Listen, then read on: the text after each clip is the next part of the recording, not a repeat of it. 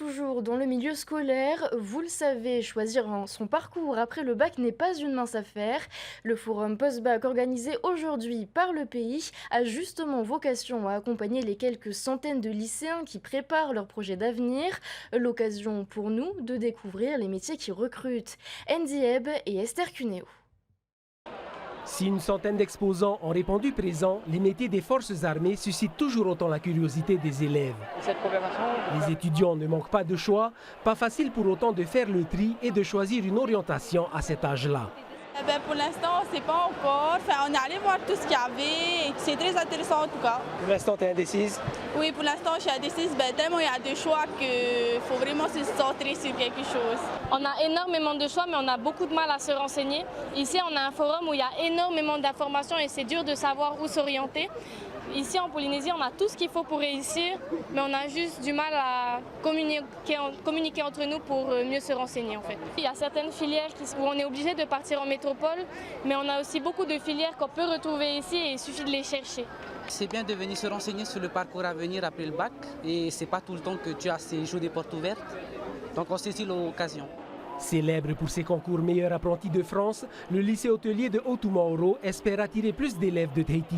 La plupart des élèves et étudiants qu'on a sont des îles. Dans certaines îles, il y a la formation de l'hôtellerie-restauration et puis ils viennent sur Tahiti pour approfondir ces compétences-là et puis pour plus tard exercer leur métier. Les formations qu'on a ici sur Tahiti, c'est à la demande des professionnels avec le président qui a annoncé un objectif de 600 000 touristes ici sur Tahiti.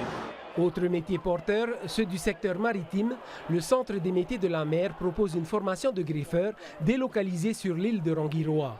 Une nouveauté qui répond à une attente des perliculteurs.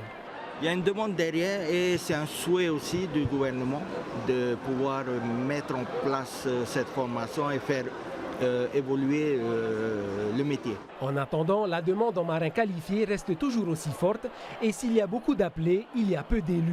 Suivant le nombre de candidats qu'on a, on décide s'il faut mettre la formation en place ou l'annuler carrément, ou la reporter. C'est un beau métier, c'est un métier dur aussi. Je parle de partir un certain temps en mer. La vie de famille, elle en prend un coup. On n'y peut rien, c'est le métier qui veut ça. La mer n'est pas toujours belle.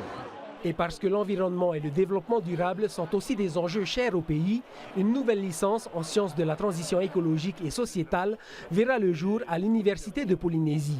Une formation qui répond à une forte demande du secteur public mais aussi du privé.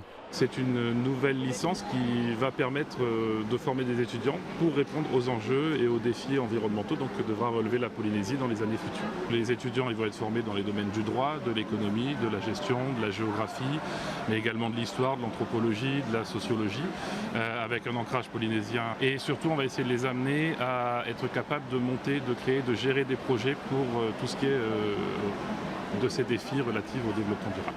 Nous, ce qu'on vit, c'est que les étudiants puissent travailler directement en Polynésie française après cette licence. Donc il y a des débouchés professionnels directement après la licence, mais elle est évidemment, comme n'importe quelle autre licence, ouverte à des masters, soit en France, soit à l'international, puisqu'on va travailler en partenariat avec des universités de Hawaï, de Nouvelle-Zélande et d'Australie également. Le forum se poursuit demain et après-demain avant de se rendre à Raiatea le 9 février.